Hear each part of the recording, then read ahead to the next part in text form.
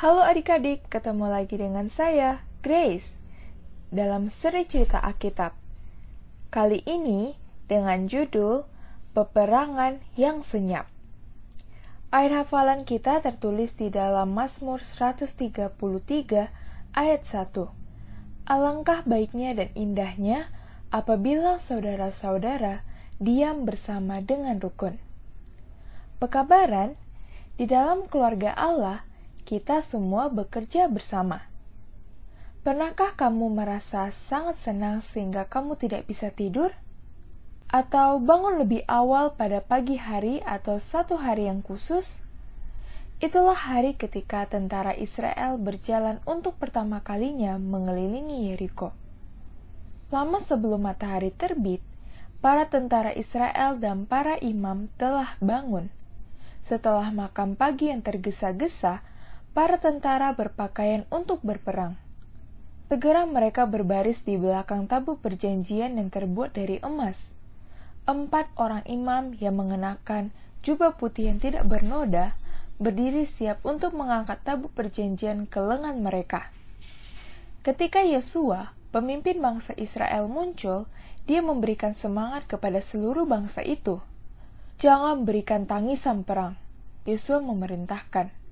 Jangan angkat suaramu, jangan ucapkan satu kata sampai satu hari di mana aku mengatakan kepadamu untuk berseru. Tangisan perang selalu menolong para tentara merasa berani, dan itu menakutkan para musuh. Tetapi Yosua mau tentara itu bergantung hanya pada Allah. Segera parade yang panjang berjalan. Sekelompok kecil tentara yang bersenjata memimpin perjalanan itu. Di belakang mereka, ada 7 orang imam yang meniup terompet. Kemudian, 4 orang imam yang menandu tabut perjanjian. Kemudian, sisa dari para tentara itu mengikuti mereka dari belakang. Saat orang-orang Israel mendekati Yeriko, mereka melihat bahwa gerbang-gerbang kota itu terkunci dengan erat. Para tentara berbaris di atas tembok kota itu, siap dengan senjata mereka. Tetapi sebelum tiba di tembok itu, orang-orang Israel berpaling dan mulai berjalan berbaris mengelilingi kota itu.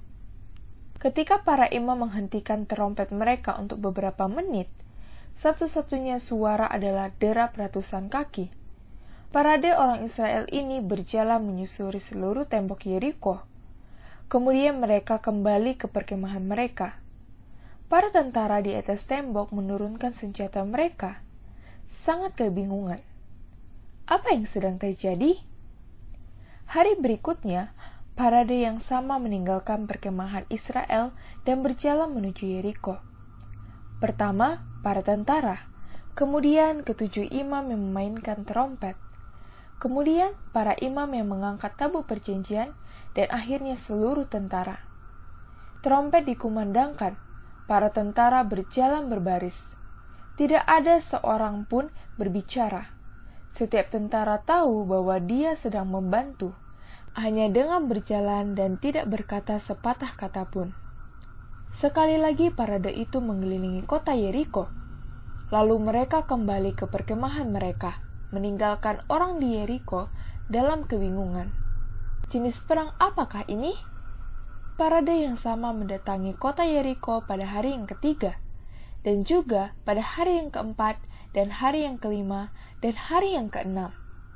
Orang-orang memandang dari atas tembok kota Yeriko. Saat matahari terbit pada hari yang ketujuh, parade panjang yang terdiri dari para tentara dan imam ini datang kembali. Mereka meninggalkan perkemahan Israel dan bergerak menuju Yeriko. Tembok kota yang besar itu sekali lagi dikelilingi oleh para tentara. Parade itu mengelilingi kota itu 1 kali, tetapi mereka tidak kembali ke perkemahan mereka seperti hari-hari sebelumnya. Sebagai gantinya, mengambil perjalanan kedua mengelilingi kota itu.